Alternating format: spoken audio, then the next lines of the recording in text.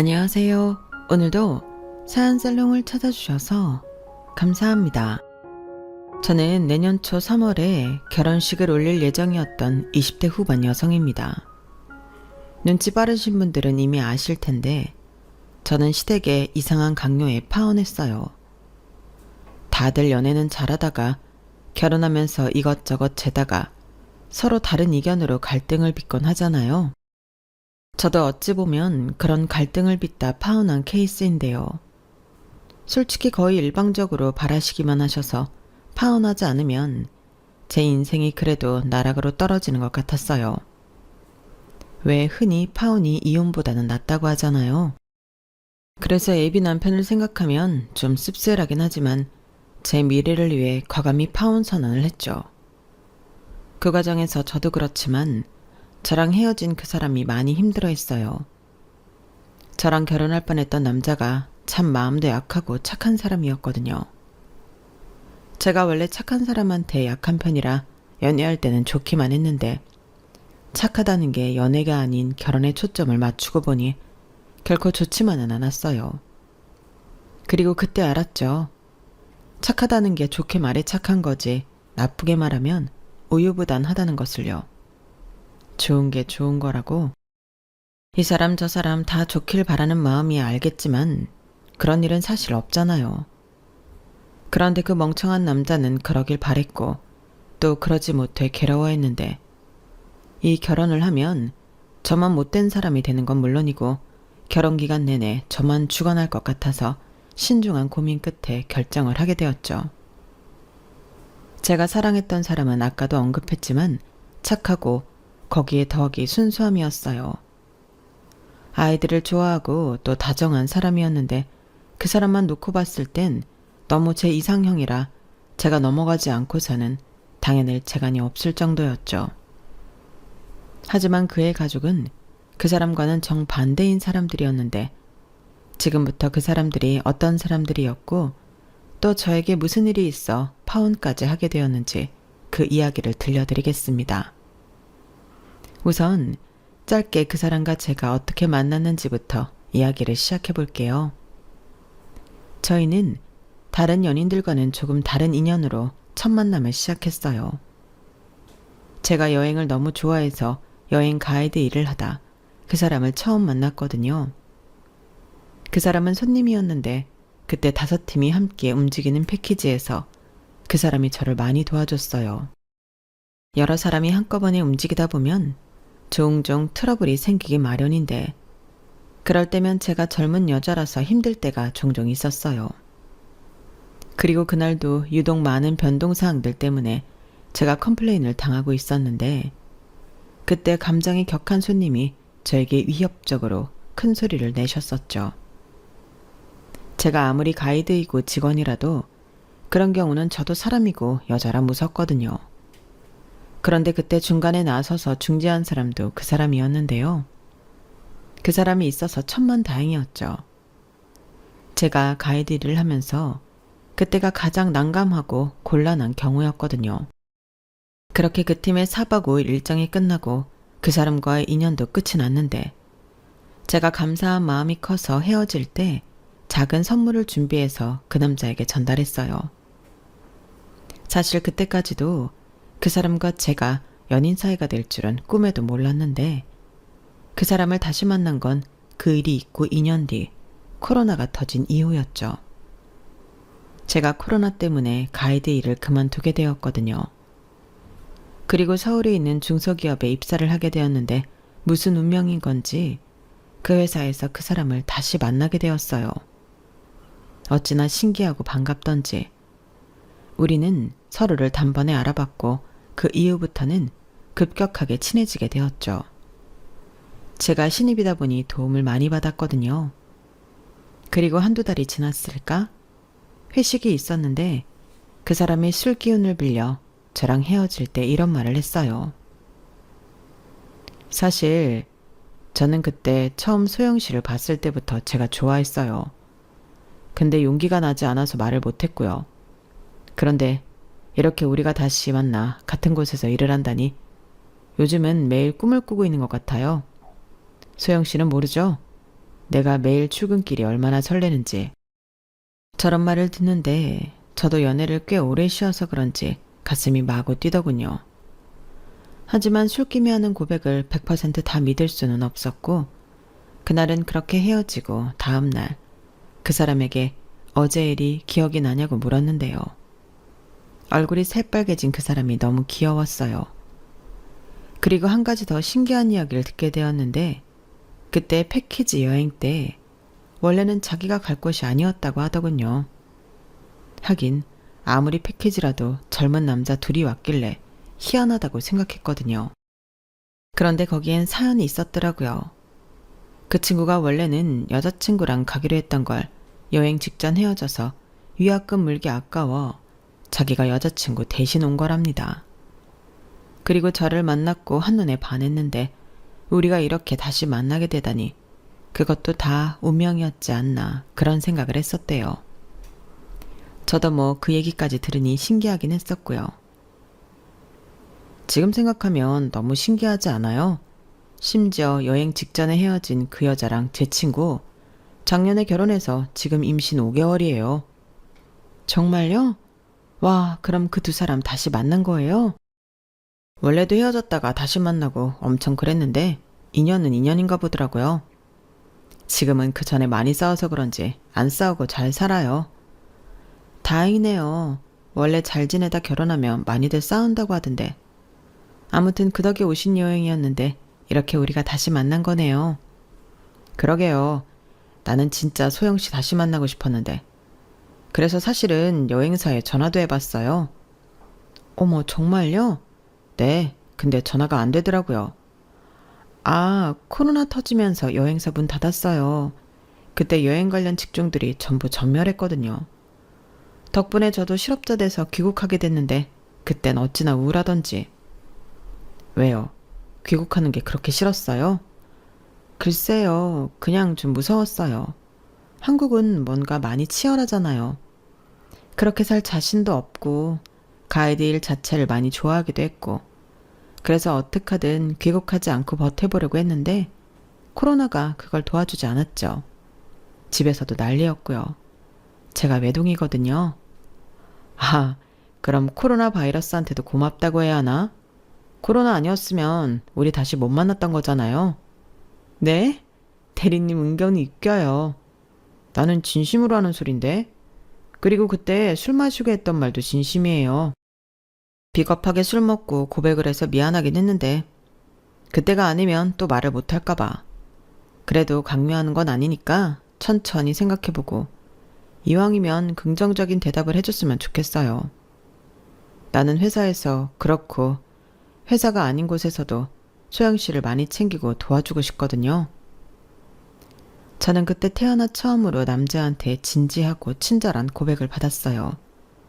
프로포즈도 아닌데 저렇게까지 진지할 필요가 있었나 싶긴 했는데 그것 또한 저 사람의 성격이고 인품이라고 생각하니 그것도 멋있고 좋더라고요. 그래서 거절할 이유가 없어 그 사람의 마음을 기쁜 마음으로 받았죠. 그땐 이미 저도 그 사람에게 특별한 감정을 느끼고 있었고 저희의 만남이 예사로운 인연이 아니라고 생각했거든요.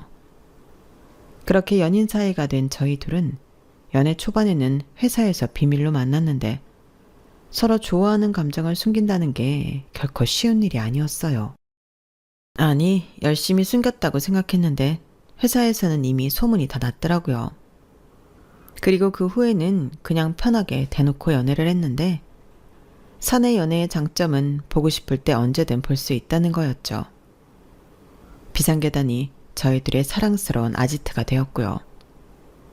그렇게 전반적으로 그 사람과의 연애는 큰 싸움 없이 즐겁기만 했어요. 연애 상대가 된 그 사람은 여전히 착하고 자상한 사람이었어요. 그리고 연인인 저 말고도 사람 자체가 좋아 다른 사람들에게도 평판이 좋은 사람이었는데 회사에서도 일 잘하고 사람 좋기로 유명했죠. 그런데요, 사람은 누구나 좋은 점만 있는 건 아니라고 연애를 하면서 이건 좀 하는 부분이 있더군요.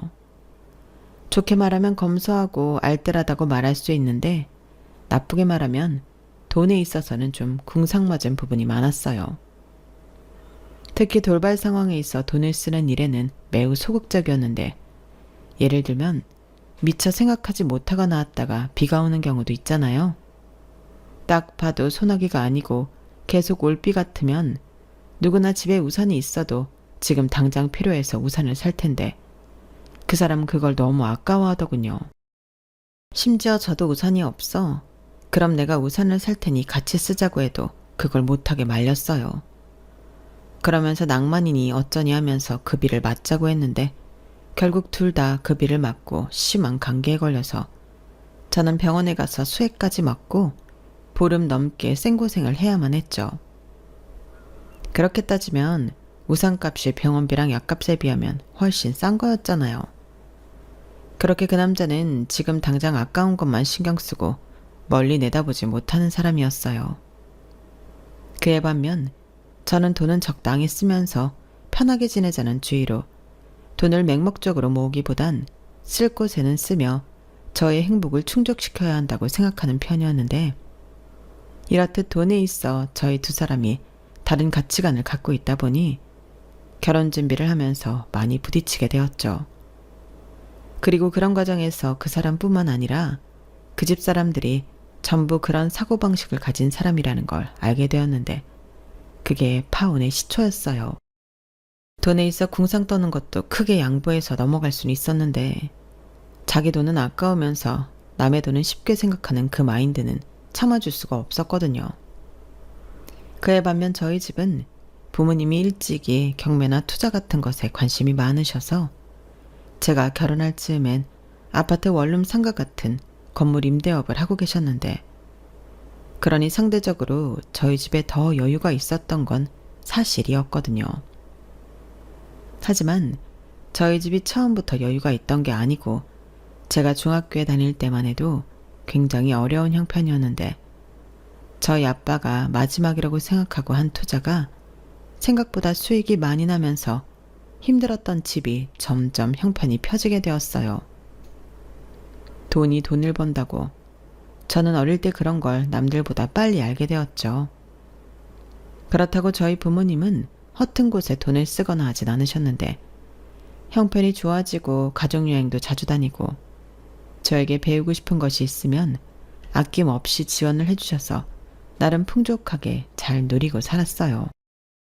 특히 저희 아빠가 평소 가지고 있는 인생 철학이 한 번 사는 인생 무조건 원하는 대로 또 멋있게 살아야 한다였는데, 그래서 외동딸임에도 불구하고 제가 해외에 나가서 살고 싶다고 하니 그러라고 허락을 해주신 거였죠. 그러면서 돈은 행복하게 사는데 필요한 수단일 뿐 돈에 얽매여 살지 말라고 당부하셨는데, 그렇다 보니 양가가 돈을 두고 대하는 자세 자체가 달라도 너무 달랐어요.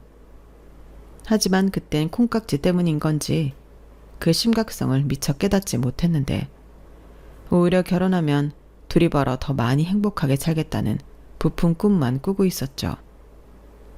하지만 결혼은 현실이라고 알면 알수록 이 결혼은 하면 안 될 것만 같았는데요. 일단 결혼을 준비하면서 알게 된 사실로 예비 시부모님은 그다지 노후 준비가 되어 있지 않으셨어요. 아들만 둘이 있는 집이었는데 결혼한 아주버님도 생활고에 시달리고 있었고, 그나마 남자친구였던 그 사람이 벌이가 있어 그 벌이의 50%를 식구들이 기대어 살고 있었는데, 그때 처음으로 제가 충격을 받았죠. 그러면 결혼 후에도 그 50%를 들어야 하나?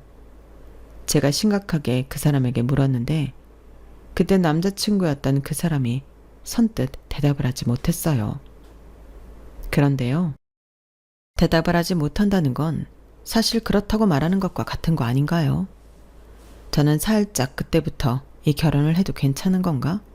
브레이크가 걸리기 시작했고, 이기적이라고 생각하실 수도 있지만 아들 등에 빨대를 꽂고 사는 듯한 그 부모와 가족들을 제가 감당할 수는 없을 것 같더라고요. 그리고 저렇게 아들 등에 빨대를 꽂고 사시는 분이 우리가 결혼한다고 금전적인 도움을 줄 수도 없을 것 같았는데, 제가 이렇게 생각이 많으니 그 사람은 혼자 애가 달아 서둘러 이렇게 말하더군요.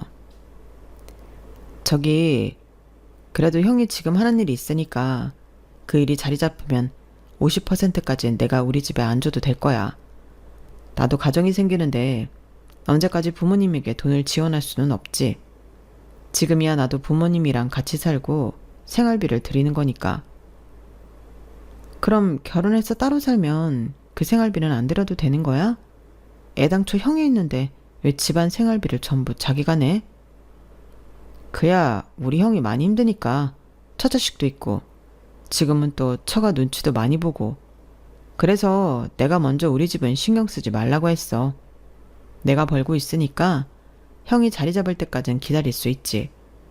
그런데 들어보니까 한 2년 정도만 고생하면 괜찮아질 것 같다고 하더라고. 2년이라. 저는 솔직히 그 사람의 말을 믿을 수가 없었어요.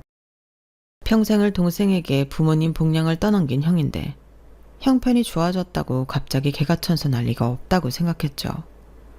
그래서 이 점은 확실히 하는 게 좋을 것 같아서 수입은 각자 관리하되 생활비와 공동적금은 똑같이 내놓고 살든지 아니면 50% 드리던 생활비 겸 용돈을 10%로 줄이던지 확실한 방법을 이야기해달라고 했는데 그 남자가 그러면 수입을 각자 관리하고 공동으로 필요한 돈을 내놓겠다고 하더군요.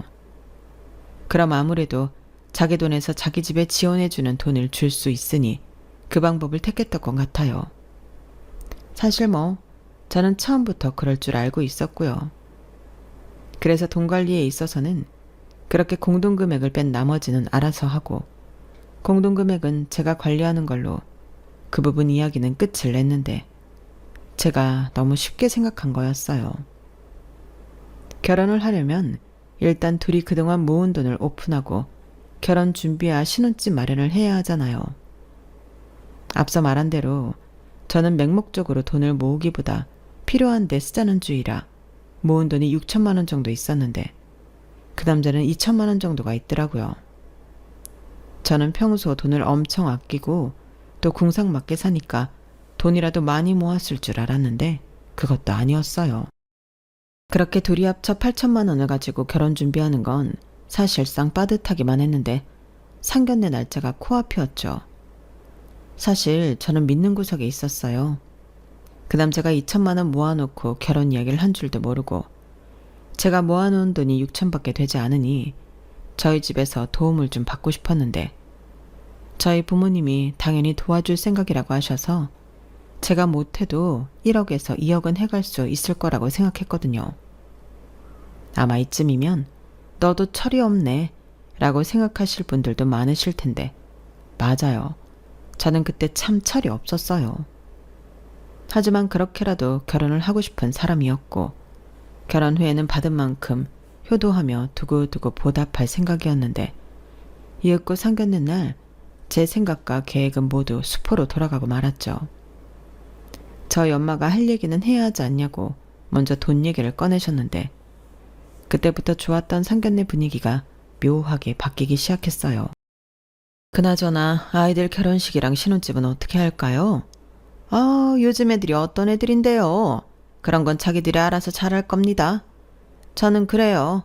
아무리 세상이 바뀌어도 자기들이 자기 가정을 꾸리는 건데 거기에 다른 사람 도움이 들어가면 안 되죠.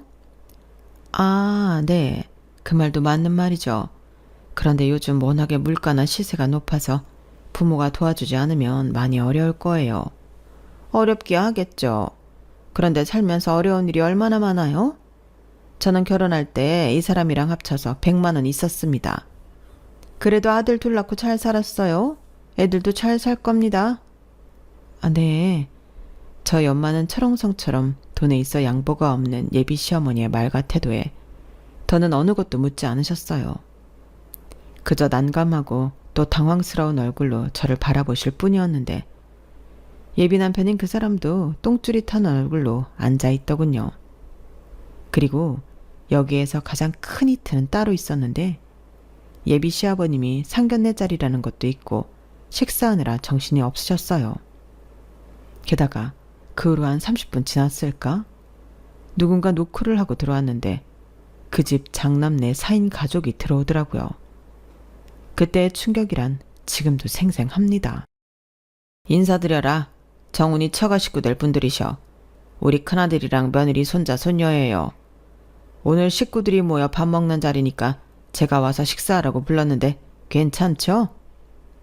네? 뭐 괜찮습니다. 앉으세요. 감사합니다. 제가 정훈의 형이에요. 재수씨 전에 집에서 한번 봤었는데 오늘 엄청 꾸미고 오셨네요. 오늘 진짜 이쁘세요. 여보, 무슨 입박정을 떨고 그래. 사람 창피하게. 그냥 밥이나 먹자. 우리 밥 먹으러 온 거잖아. 니들도 앉아서 먹어. 그때의 당혹감이란, 살면서 그런 경우 없는 일은 처음 당해봤는데 잘 먹겠다고 예의있게 하는 걸 봐서는 자기들이 돈을 낼 생각 자체가 없어 보이더라고요. 게다가 분명 동생 상견례 자리라는 걸 알 텐데 아무리 사는 게 힘들다고 해도 저러고 싶을까? 저로서는 이해할 수 없었는데 그때부터 저희 쪽에서는 할 말을 잃은 후였어요. 사실상 상견례 준비를 하면서 참석하는 가족 인원수를 체크하지 않은 게 아니거든요. 그런데 분명 그때는 형은 참석하지 않는다고 했는데 형 혼자도 아니고 형수의 조카들까지 우르르 나타났으니 그 사람도 어쩔 줄을 몰라 했었죠. 그리고 상견례 비용은 저희들이 반반씩 내기로 했거든요. 그런데 오늘 정말 잘 먹었습니다. 좋은 시간이었고 소영이를 며느리로 맞이하게 되어 더없이 기쁘네요. 혹여 시집살이라도 당할까 걱정일랑 하지 마시고 마음 편히 가지세요. 그럼 조심히 들어가시고 애들 결혼식 날에 뵙겠습니다. 정훈아, 뭐하니? 우리는 먼저 가자. 엄마, 아니 그래도 그렇지. 조금만 있다가 같이 가요. 그리고 소영아, 계산은 전부 내가 할게. 어머, 얘는? 네가 여기서 계산을 왜 해? 원래 상견례는 신부 측에서 대접해주는 거야. 얘가 아무것도 모르고 그게 예의란다. 그리고 우리가 먼저 가야 소영이랑 사돈들도 편하게 이야기하시지. 그럼 먼저들 가요. 저는 여기 잠깐 남아서. 야, 너 없으면 우리는 어떻게 집에 가라고. 여기 온다고 택시 타고 왔는데. 형, 형이 모시고 가면 되잖아. 택시비 얼마나 한다고. 얌마, 나는 세상에서 택시비가 제일 아까워. 그럼 네 차키를 줘. 그럼 되잖아. 시끄러워. 공짜 밥 먹게 해줬는데 너는 불만도 많다. 창피하니까 그만해라. 그리고 정훈이 네가 여기 왜 남아? 그럼 너는 혼자 버스 타고 집에 오려고? 됐다. 창가도 가기 전에 벌써 이 집 식구 데리고 하네. 저희 아들이 소영이가 너무 좋은가 봐요. 제가 벌써부터 서운해지려고 합니다. 그럼 저희는 먼저 갈게요. 소영아, 결혼 준비 잘하고 상의할 거 있으면 언제든지 연락해라. 이렇게 앉은 자리에서 코베이듯 덤탱이를 쓰게 되었는데 그때의 황당함은 이루 말할 수가 없었어요. 그 사이 저희 아빠는 식사값을 모두 계산해버렸고 저는 이건 아니다 싶어 영수증을 사진으로 찍어서 남자친구인 그 사람에게 보내는데 그 사람이 돈은 바로 입금해 주더군요. 그러면서 자기도 이렇게 될 줄 몰랐다며 미안하다고 했는데 먼저 저렇게 저자세로 나오니 저도 더는 아무 말 못하겠더라고요. 그래서 괜찮다고 마음에 없는 소리를 했고 돈은 아빠한테 돌려드렸는데 저희 아빠가 싫다고 하셨어요.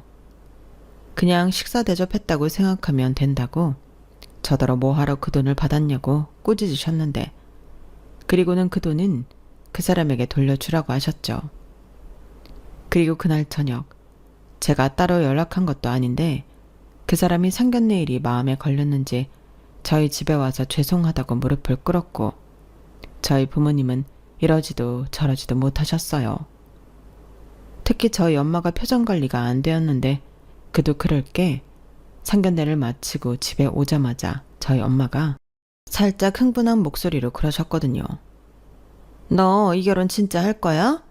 내가 박서방 얼굴 봐서 좋게 생각했는데 엄마 오늘 너무 황당했어. 저렇게 저에게 날선 목소리로 말하셨는데 그 여운이 채 가시기도 전에 예비 사이가 와서 잘못했다고 비니 어쩔 줄 몰라 하셨죠. 그리고 그 사람은 자기 부모님이 워낙에 돈에 예민하시고 또 자존심도 센 분이라 그러신 것 같다며 이해해달라고 사정을 하기 시작했는데 저희 아빠가 신경 쓰지 말라고 먼저 운을 떼셨어요. 자네가 이럴 게 아니야. 나도 힘들게 오래 살아봤기 때문에 그 마음 뭔 줄 아네. 나는 신경 쓰지 않을 거니까 자네도 결혼 준비나 잘 해. 대신 우리 딸 데려가서 고생시키지 말고. 나는 그것만 약속해 준다면 다 괜찮아. 아버님, 정말 감사합니다. 그리고 정말 죄송해요. 저희 가족에게도 제가 충분히 이야기했습니다. 그래도 자네, 내가 이런 말하기 좀 그런데 그래도 나는 솔직히 너무 불안해. 자네가 중간에서 힘들 것 같긴 하지만 그래, 자네가 먼저 나서서 자네 식구들 단속하지 않으면 나는 이 결혼 다시 생각하고 싶어. 어허, 당신 그런 말이 아니잖아. 왜요? 아까 못 봤어요? 거참, 그 정도는 이해하고 넘어갈 수 있는 부분이야. 사람이 나쁜 게 아닌데 뭘 그런 트집을 잡아. 당신이 이러는 것도 저 친구한테는 상처가 될 수 있어. 그래도 이제 그만했으면 마음 충분히 알았으니까 돌아가 보게. 소영이 너 가서 배웅하고 와. 아니면 둘이 데이트라도 하고 오든지. 둘이 할 얘기도 있을 거잖아. 당신은 나랑 얘기합시다. 그렇게 저희 아빠는 저더러 그 사람과 이야기 나누라며 엄마를 데리고 방으로 가셨고, 저는 무슨 말을 어떻게 시작할까 고민하다가 이렇게는 결혼하기 어렵다고 제 진심을 꺼냈는데, 지금 생각해보면 말만 그렇게 했을 뿐 저때까지도 결혼을 안 할 생각은 없었어요. 하지만 제 말을 들은 그 사람은 거의 울 것 같은 얼굴이 되었는데, 제가 그 말을 할까 상견례부터 계속 마음을 졸이고 있었다고 하더군요. 그러게 말이야. 작년까지는 이 정도는 아니었는데 올해 뭐가 많이 힘드신가 봐. 형도 처자식이 있는데 자리도 못 잡아서 심란하다고. 그러다 보니 계속 돈 얘기만 나오면 저렇게 선수를 치시는데, 내가 자기 피해가지 않도록 중간에서 잘할게. 아까 보니까 중간 역할 기대는 좀 어렵겠던데 솔직히 그 정도로 돈에 대해 예민하실 줄은 몰랐어. 우리 가진 돈도 부족한데 말씀을 저렇게 하셨으니 우리 집에서도 지원해주긴 어려울 거야. 그래, 대신 내가 대출이라도 받을게. 그리고 그 대출금은 내가 알아서 하는 걸로 하자. 그럼 아파트까진 어려워도 빌라 정도는 전세로 들어갈 수 있을 거야. 정말 미안해. 저는 그때 마음이 약해져서는 안 되었어요. 하지만 또 제가 사랑하는 사람이 제 앞에서 기가 죽은 모습을 보니 마음이 좋지 않았고, 일단 결혼은 하고 시댁과는 거리를 두고 살면 어떨까, 그런 짧은 생각을 제 딴에는 현명한 생각이라 착각하며 하고 있었는데, 다음날 저희 아빠가 저에게 절대 거절할 수 없는 제안을 하셨죠. 네 엄마가 걱정이 태산이야. 니들이 무슨 돈이 있어서 신혼집이랑 혼수를 마련하냐고. 그래서 아빠가 생각해봤는데 이번에 전세 계약이 만료돼서 나가는 신혼부부가 있거든. 너희만 괜찮으면 그 집 빌려줄 테니 거기서 한 4년 정도 돈을 모아보면 어떠니? 도배랑 간단한 수리는 아빠가 해줄게. 어차피 내 집이니까. 정말? 그러면 나는 너무 좋지. 근데 아빠가 손해보는 거 아니야? 전세 보증금 빼줘야 하잖아. 보증금이 적지 않을 텐데. 그야 그렇지. 그렇다고 내가 뭐 없는 니들한테 보증금을 내놓으라고 할 수 있냐. 그래도 어차피 다음 세입자 받으면 그 돈은 고스란히 내 돈이 되는 거니까 괜찮아. 아빠가 허리띠 좀 졸라 매면 되지. 대신 그 집에서 싸우지 말고 잘 지내. 그 집이 그래도 들어오는 사람마다 잘 돼서 나가는 집이야. 고마워 아빠. 나 진짜 사실 걱정 많았거든.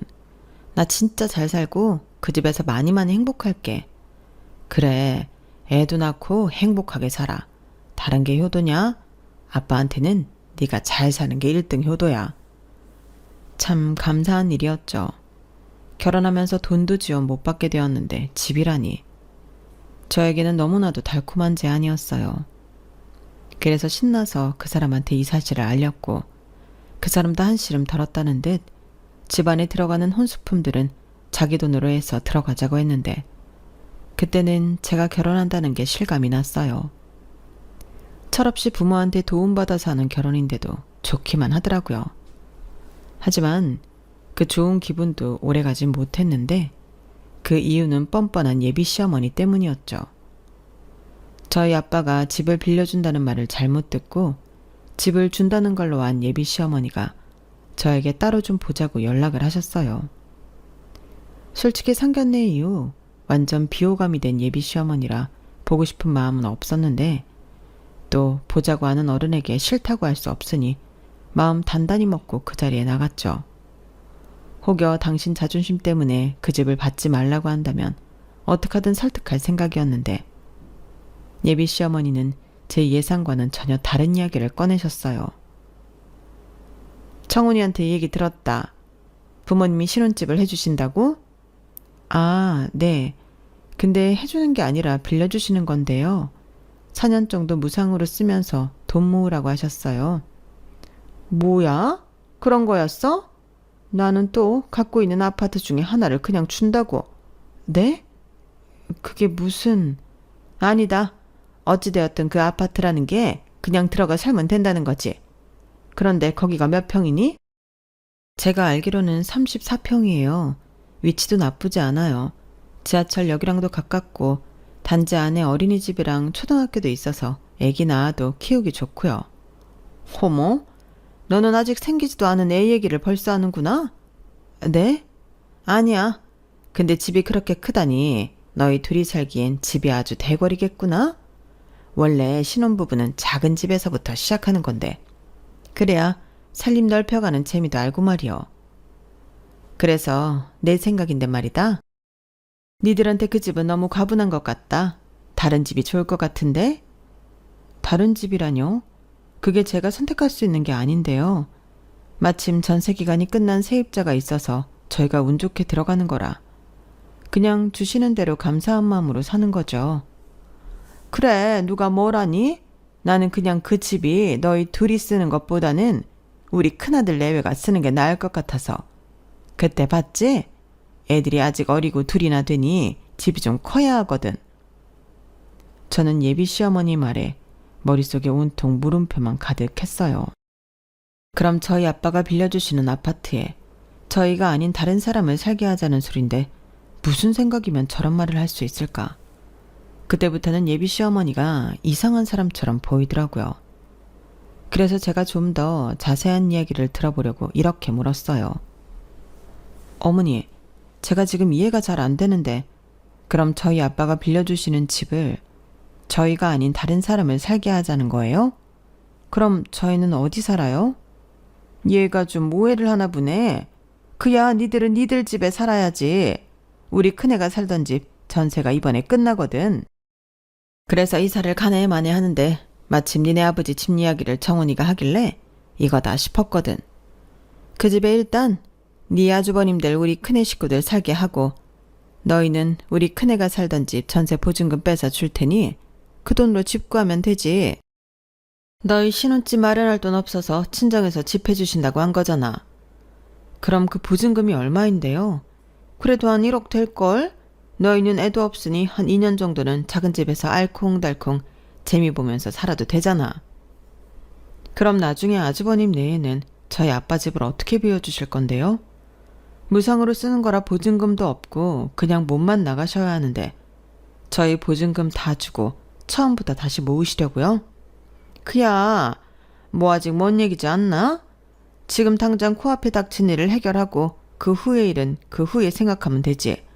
설마 네 아버지가 남도 아닌데 우리 아들더러 나가라고 하실까? 설마 그거 믿고 지금 이러시는 거예요? 저희 아빠가 나가라는 말 못하면 계속 그 집에서 살 수 있을 것 같으셔서? 어머? 얘가 말을 좀 기분 나쁘게 하네. 나는 엄마로서 아들 둘이 잘 살 수 있는 방법을 너한테 얘기한 거야. 내가 무슨 니네 아버지 집을 뺏기라도 하겠다고 했니? 솔직히 저는 그렇게도 들려서요. 우선 저희 아빠 입장에서 생판 남한테 집을 빌려주실지부터가 의문이라. 너무 기대는 하지 마세요. 예, 내가 정말 너한테 이런 모습까지는 보여주고 싶지 않은데 나 곧 네 시어머니 될 사람이다. 네가 현명히 잘 행동해야 집안에 불화가 없는 거야. 네가 아무 소리 안 하고 있다가 나중에 이런 사정이 있어서 네가 양보했다고 좋게 말을 하면 되지. 이미 들어가 살고 있는 사위 형네를 뭐 쫓아내게 하시겠니? 어머니, 저희 아빠가 왜 저한테 집을 빌려주겠다고 하셨는지 그 이중은 알고 이러시는 거죠. 저 돈 때문에 고생하지 말라고 손해까지 보시면서 집을 빌려주시는 건데 어머님 말처럼 하면 저희 부모님은 기분이 좋으실까요? 어머니도 곧 제 시어머니가 되실 분이기도 하지만 저희 부모님도 어머님 아들 장인장모 되실 분인데 정훈 씨도 중간에서 많이 곤란하죠. 그야 니들이 현명하게. 저는 잘 모르겠어요. 어머님이 계속 저더러 현명하게 하라고 하는데 저는 그게 현명한 것 같지가 않거든요. 저도 저희 아빠가 빌려주시는 집에서 살고 싶어요. 괜히 다른 집에 새들어 살면서 이 눈치 저 눈치 보고 싶지 않거든요. 뭐야? 이 이상 얘기는 저랑 말고 정훈 씨랑 하세요. 그리고 정훈 씨랑 제가 이야기하는 걸로 할게요. 일단 저는 저희 아빠 집을 아주버님네한테 양보할 생각이 없습니다. 저는 제 할 말을 똑부러지게 하고 먼저 일어났어요. 초반에 망설이는 모습을 보이면 그건 그거대로 여지를 주는 것 같아서 저 부분은 확실하게 제 선에서 차단해야 한다고 생각했죠. 그리고 며칠 동안은 잠잠하셨는데요. 한 보름이 조금 지났을까? 예비 시어머니가 저에게 집에 오라고 호출하시더군요. 그러면서 이번엔 예비 남편이 될 그 남자랑 같이 이야기를 하자고 하셨는데요. 일단 저 혼자가 아니니까 무슨 얘기를 하시려고 그러나 알겠다고 했어요. 전에 집 얘기가 있었을 때도 그 사람과 살짝 껄끄러웠는데 그 사람도 그런 이야기가 나온지 몰랐다며 미안하다고 했거든요.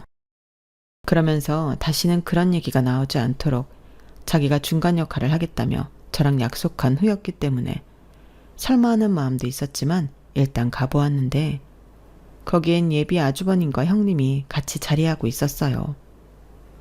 우선 그것부터가 당황스럽긴 했죠.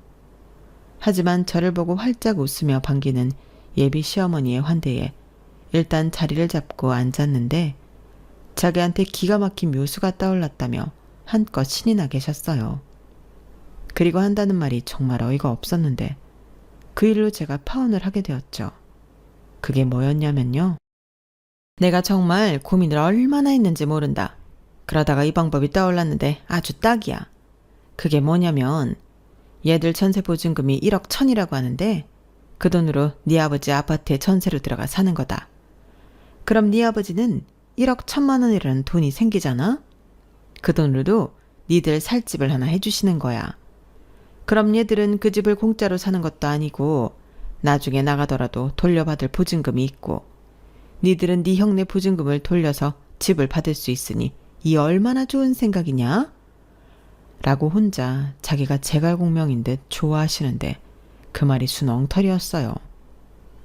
일단 저희 아빠 아파트 보증금이라고 하기엔 그 돈은 턱없이 적었고 그 돈을 받아서 저희 아빠가 저희 집을 해주시려면 당연히 부족한 돈은 저희 아빠 돈으로 채워서 해줘야 할 텐데 그러면서 아주버님 내외가 집을 비우면 또 돈을 돌려줘야 하니 이러니 저러니 해도 저희 집이 손해를 보는 이야기였어요. 그런데 자기는 전혀 손해보는 게 아니라고 저렇게 좋아 죽다니. 더욱이 예비 아주버님과 예비 형님도 그 돈으로 큰 아파트 갈 생각에 싱글벙글인데 저 혼자만 속이 끓었어요. 도무지 찬물을 끼얹지 않으면 참을 수 없겠더라고요. 그래서 방금 들은 그 말이 얼마나 말도 안 되는 이기적인 말인지 제가 조목조목 따지기 시작하니 집안 분위기는 순식간에 싸늘해져 버렸죠. 아니 경제나 사회를 보면 시세라는 게 분명히 있는데 시어머니의 계산은 그런 걸 싸그리 다 무시한 처사잖아요. 그런데 제가 그걸 따지고 드니 저를 쳐다보는 눈길에서 살기마저 느껴졌는데 저는 물러서지 않았어요. 그래서 너는 지금 내가 한 말이 말이 안 된다? 네. 왜 쉬운 길을 놔두고 그런 방법을 선택해야 하죠? 저희 부모님 입장은 전혀 고려하지 않은 말씀인데 저는 그 얘기 저희 부모님한테 못 드려요. 그리고 저희가 빌리기로 한 그 아파트 전세 들어가려면 못해도 보증금으로 3억은 있으셔야 하는데 저희 아빠가 왜 1억 1천에 그 집을 전세로 주겠어요?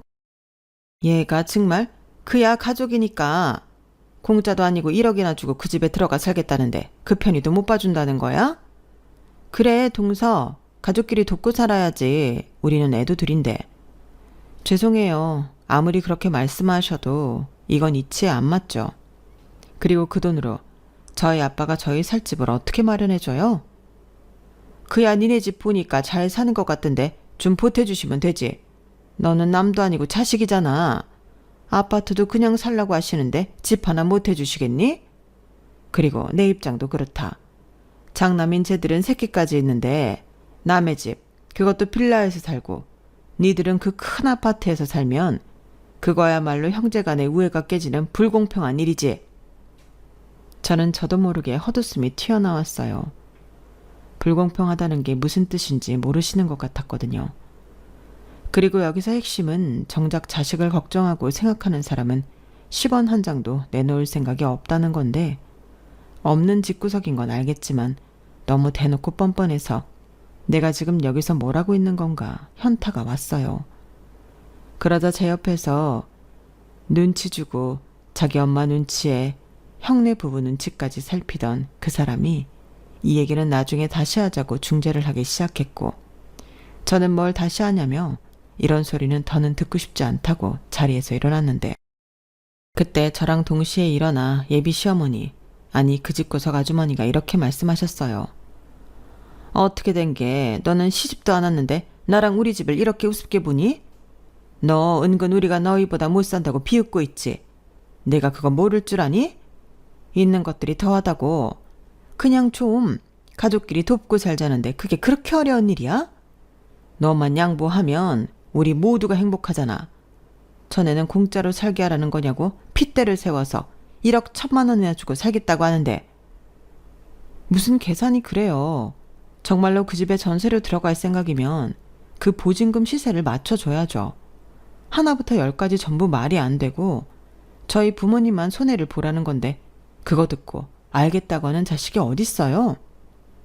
원래 딸은 시집가면 출가 외인이야. 네가 챙겨야 할 사람은 이제 우리지. 니네 부모님이 아니라니까? 그리고 아까 말을 하다 말았는데 니네 아버지가 우리 애 보증금 받아서 니들 집을 해주시는 거니까 그 집은 공동명의여야 한다?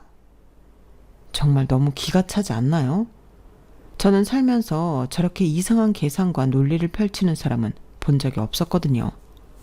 그리고 그때는 벌써 결혼 생각이 사라진 후였는데 공동명의라는 말까지 들으니 어이가 없어서 웃음이 나왔어요.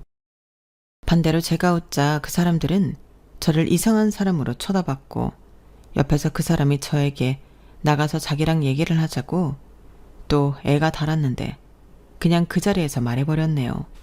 이런 집구석엔 시집갈 수 없다고요. 정말 내가 자기 사랑하니까 이것저것 안 따지고 그냥 결혼하려고 했는데 도저히 안 되겠다. 설마 자기 우리 집이 좀 사는 것 같아서 나랑 결혼하려고 했던 건 아니지. 근데 여기 사람들은 무슨 물주라도 잡은 듯 우리 집 돈으로 자기들 행복할 궁리만 하네. 이런 결혼은 안 하는 게 좋을 것 같아. 자기야, 어머어머? 너 지금 우리 들으라고 일부러 그러는 거지? 못된 것. 사람을 없다고 이렇게 개무시를 해? 네가 이렇게 나오면 내가 벌벌 떨 줄 알았냐? 그래, 하지 마. 나도 너 같은 며느리 보기 싫다. 그럼 피차 잘 됐네요. 더 이야기할 필요는 없겠죠? 그럼 이만 돌아가 보겠습니다. 저는 안녕히 계세요라는 말도 나오지 않아서 그냥 그 집을 나왔어요. 그러자 신발도 제대로 신지 못한 그 사람이 어떻게 이렇게 파혼을 할 수 있냐며 저를 붙들었는데 얼굴을 보니 울고 있더라고요. 하지만 이젠 그 모습도 너무 싫은 게 이런 얘기를 제가 전부 듣고 있는 동안 이 인간은 아무것도 하지 않았다는 그 배신감에 사랑이고 나발이고 더는 볼 것도 없었어요. 그래서 우리 인연은 여기까지라고 생각하자고 말하고 회사는 내가 그만두겠다고 했는데 그 사람이 절대 저랑 헤어질 수 없다며 제 손을 잡고 놔주지 않더군요. 왜 나한테 그래? 아까는 아무것도 못했잖아. 솔직히 자기한테도 실망했어. 이런 집에 내가 시집 오면 나만 고생이지. 정 나랑 결혼하고 싶으면 자기 식구들이랑 연 끊고 와.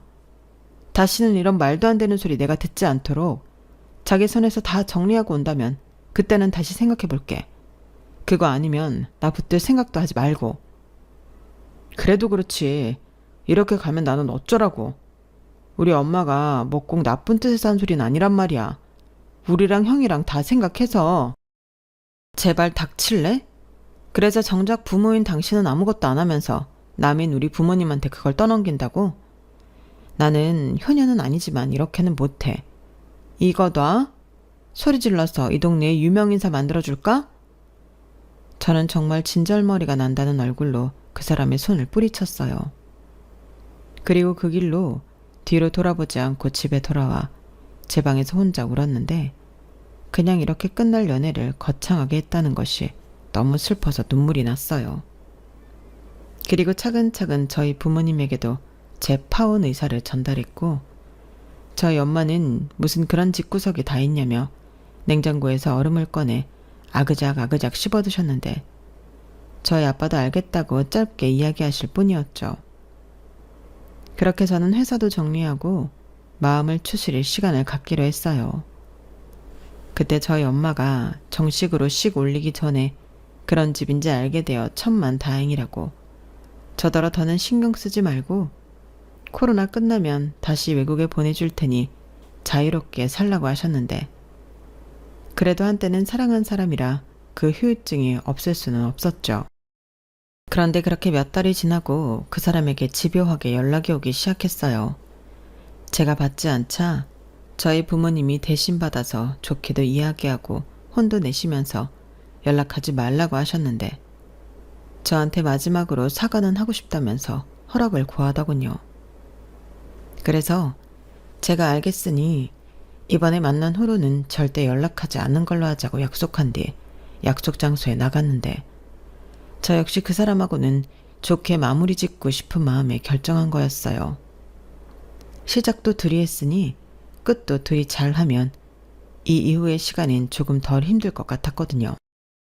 하지만 제가 약속 장소에 나가니 그 사람만 혼자 있었던 게 아니었고 저는 또다시 그날의 악몽이 떠오르는 것 같았는데 그 자리엔 그때 제가 마지막으로 봤던 그 식구들이 전부 와 있었어요. 그러면서 이 역시 자기 의도는 아니라는 듯 그 사람만 중간에서 어쩔 줄을 몰라 했는데 한숨부터 나오더군요. 저런 사람을 착해서 좋다고 생각한 제가 등신같이 느껴졌어요. 그런데 그 순간 자기들도 저한테 할 말이 있어 왔다며 당당하게 저더러 앉으라고 명령조로 말씀하셨는데 저는 꿀릴 것도 없어서 자리에 앉았어요. 그래, 네 승질대로 하니까 좋으냐? 이렇게 어른을 여기까지 나오게 만들고. 제가 오시라고 한 게 아닌데요. 아주 끝까지 지가 잘났지. 그래, 너 잘나서 좋겠다.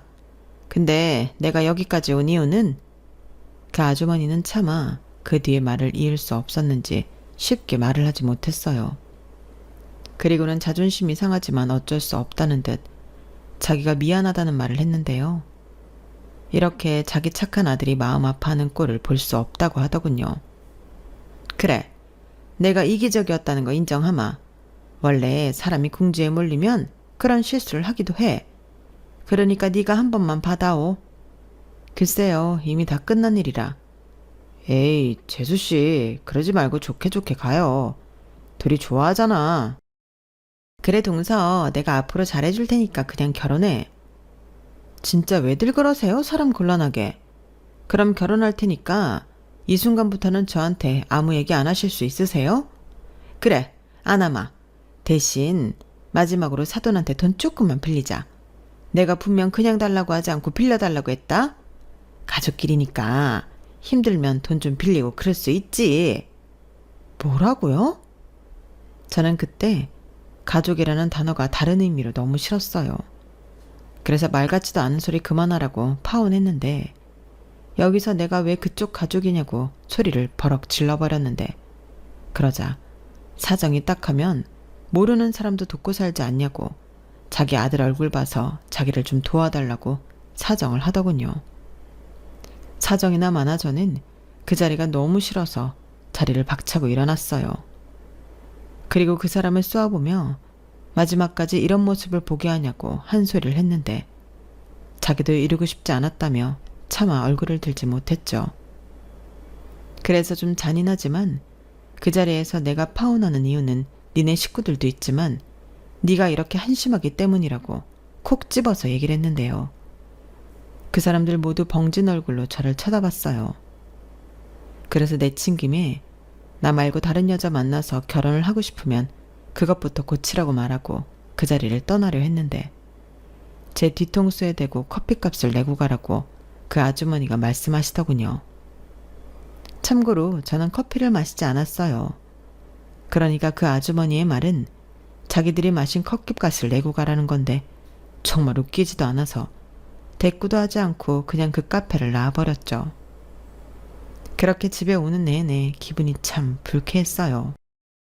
아니, 어떤 인생을 살면 저렇게 살 수 있는 걸까요? 시간이 지난 지금도 그 점은 저에게 있어서 미스테리입니다. 저희 집이 막말로 재벌도 아니고 뭘 저렇게 받아내겠다고 덤벼드는 건지 아직까지도 그저 저희 부모님에겐 죄송한 마음뿐인데요. 제 딴에는 사람을 잘 봤다고 생각하는데 너무 한 사람만 본 것이 문제였죠. 그날 이후 그 사람은 마지막이라며 자기가 자기 가족이랑 연을 끊으면 되돌릴 수 있는 거냐고 연락을 했어요. 정말 지긋지긋했는데 그때 말했죠. 이젠 그렇다고 해도 내가 너랑 다시 시작하고 싶은 마음이 없다고요. 그리고 오늘부로 번호 차단할 거고 다른 번호로 전화를 하든 집에 찾아오면 스토커로 신고해버릴 거라고 정색하며 말했는데 제가 이 사람한테 이런 태도로 마지막을 이야기할 줄은 정말 몰랐어요. 하지만 어쩔 수 없었고 지금도 그때 일을 떠올리면 후회가 없는데요. 그때의 경험으로 저는 결혼할 생각은 모두 사라졌어요. 그리고 현재는 다시 호주로 넘어와 지내고 있는데 저는 여기가 한국보다 더 편한 거 있죠? 지금 하고 있는 일은 한국에 본사를 두고 있는 회사 일이라 한국에는 종종 가지만 아직도 가끔은 그때 일들이 떠올라 생각이 많아지곤 합니다. 누군가는 새로운 사람을 만나야 그 생각에서 벗어날 수 있다고 조언해 주기도 하는데 그것도 그러고 싶은 사람을 만나야 가능하죠. 그래서 현재는 그런 생각 없이 제가 한 선택이 옳았음을 늘 생각하며 앞으로 더 잘 살자고 저를 다독이는데 부디 그 인간들도 자기들이 얼마나 말도 안 되는 거지 근성을 보였는지 깨달았으면 좋겠네요.